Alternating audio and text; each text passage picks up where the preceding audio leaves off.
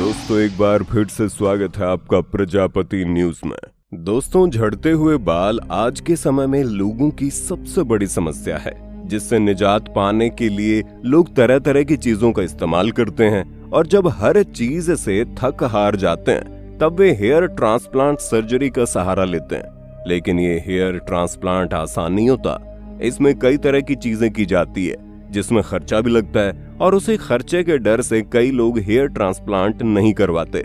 ऐसे में सवाल ये आता है कि हेयर ट्रांसप्लांट में कितना खर्च लगता है और ये खर्चा क्यों होता है। आज की वीडियो में हम आपके सभी सवालों के जवाब देंगे। बस मेरे यानी अपने दोस्त विशाल प्रजापति के साथ वीडियो में अंत तक बने रहिए। वीडियो के नीचे रेड कलर का सब्सक्राइब बटन दिख रहा होगा, उस पर क्लिक करके सब्सक्राइब कर लें और साइड में बेल आइकॉन भी दिख रहा होगा, उस पर भी क्लिक कर लें ताकि आपको वीडियो मिले सबसे पहले। दोस्तों जब बात हेयर ट्रांसप्लांट सर्जरी के खर्चे की आती है तो ये किसी एक तथ्य पर निर्धारित न होकर अलग अलग तथ्यों पर निर्धारित होता है और ये सभी अलग अलग चीजें मिलकर सर्जरी का कुल खर्चा निर्धारित करती है। जहां मुख्य रूप से तो है ट्रांसप्लांट सर्जरी का खर्चा। इस बात पर निर्भर करता है कि आपका सर्जन कौन है, आपका सर्जन कितना वेल इक्विप्ड है, डॉक्टर की योग्यता क्या है।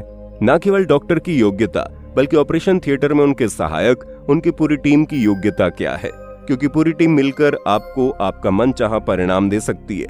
दोस्तों जो अगली चीज होती है वो है डेंसिटी, क्योंकि आपका मनचाहा परिणाम आपको उपयुक्त घनत्व के द्वारा प्रदान किया जा सकता है, जिसमें सबसे महत्वपूर्ण भूमिका होती है एक अनुभवी सर्जन की। दोस्तों जो अगला विषय है वो है हेयर लाइन का, क्योंकि हेयर लाइन डिजाइनिंग बहुत ही रोचक विषय है।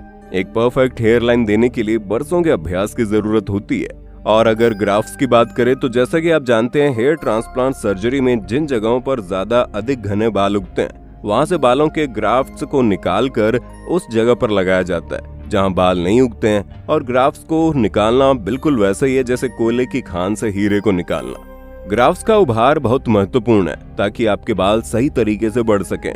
इम्प्लांटेशन भी बहुत महत्वपूर्ण चरण है। आपको आपका मनचाहा लुक देने के लिए जो सबसे महत्वपूर्ण है वो है प्रत्यारोपण में सही कोड, गहराई और घनत्व। जब ये सारी चीजें एक स्पेशलिस्ट डॉक्टर और उनकी टीम द्वारा की जाती है तब हेयर इम्प्लांटेशन में आप मनचाहा परिणाम हासिल कर सकते हैं। लेकिन हर सर्जरी में एक जोखिम होता है। चिकित्सा में जोखिम तो होता ही है। हर चीज की 100% गारंटी नहीं होती, क्योंकि जो स्पेशलिस्ट डॉक्टर होते हैं वो इम्प्लांटेशन इतने बेहतरीन तरीके से करते हैं कि वो जोखिम से बच सकते हैं। लेकिन जो डॉक्टर अपने काम में उतने ज्यादा स्पेशलिस्ट नहीं होते उनसे हेयर ट्रांसप्लांट सर्जरी करवाने में हमेशा जोखिम बना रहता है।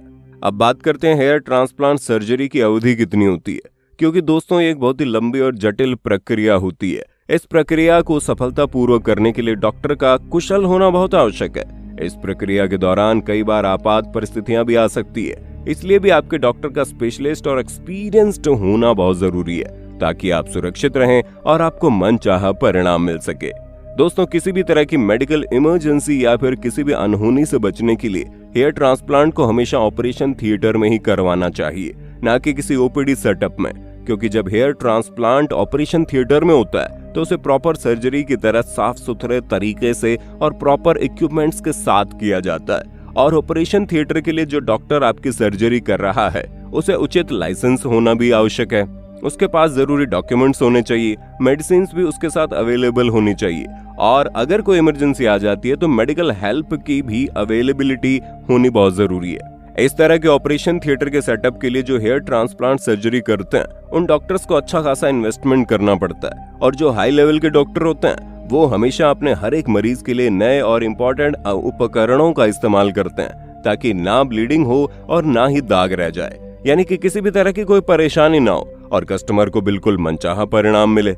लेकिन दिक्कत तब आती है जब सर्जरी के वक्त कई सारे मरीजों पर एक ही तरह के इक्विपमेंट्स का उपयोग होता है, जिसकी वजह से इन्फेक्शन फैल जाता है। अब आप खुद ही सोचिए, अगर किसी तेज धार वाली ब्लेड को एक बार इस्तेमाल करने के बाद दोबारा से उसे इस्तेमाल में लाया जाए तो क्या वो दोबारा से वही धार दे पाएगी?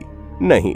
एक बार इस्तेमाल होने के बाद उपकरणों का जो मटेरियल होता है वो खराब होने लगता है, जिसकी वजह से खराब परिणाम मिलते हैं। लेकिन जो अच्छे क्लिनिक होते हैं जहां पर स्पेशलिस्ट सर्जन होते हैं और उनके पास एक्सपीरियंस होता है, वो कभी भी अपने कस्टमर के साथ समझौता नहीं करते।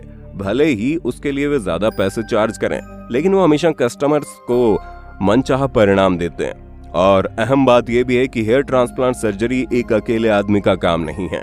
इसके लिए अनुभवी विशेषज्ञों की टीम का होना बहुत जरूरी है। उनकी स्पेशलिटी के अनुसार उनके कामों को डिवाइड किया जाता है। इसीलिए हर इंसान हेयर ट्रांसप्लांट सर्जरी के दौरान मरीज को अपना 100% दे पाता है। अगर देखा जाए तो एक तरह का आर्टिस्टिक काम है, जिसमें मनचाहा परिणाम पाने के लिए कई प्रक्रियाओं से गुजरना पड़ता है। एक सफल हेयर ट्रांसप्लांट सर्जरी वो है जिसे आम लोग या कोई भी अपनी आंखों से पकड़ ना सके।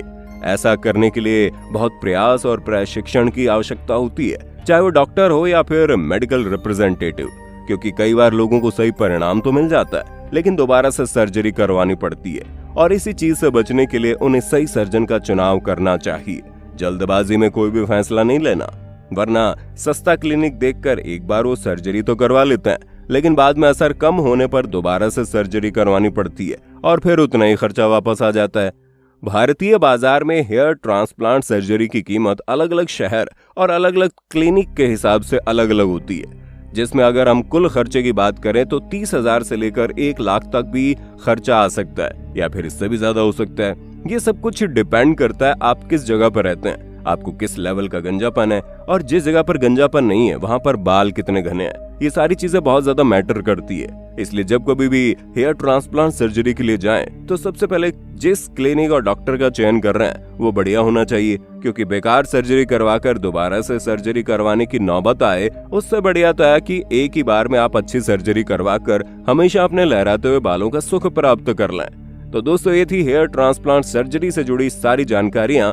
उम्मीद है आपको सब कुछ पता चल गया होगा। बाकी आपका वीडियो के विषय में क्या कहना है कमेंट में बताइए और इसी तरह की वीडियोस को देखते रहने के लिए हमारे चैनल को लाइक शेयर सब्सक्राइब करना बिल्कुल ना भूलें। धन्यवाद। दोस्तों, आपकी स्क्रीन पे 2 और वीडियोस दिख रही हैं, जिसे देखने के लिए आप इस स्क्रीन पर क्लिक करें। दोनों देखिएगा, बहुत अच्छी वीडियो बनी है।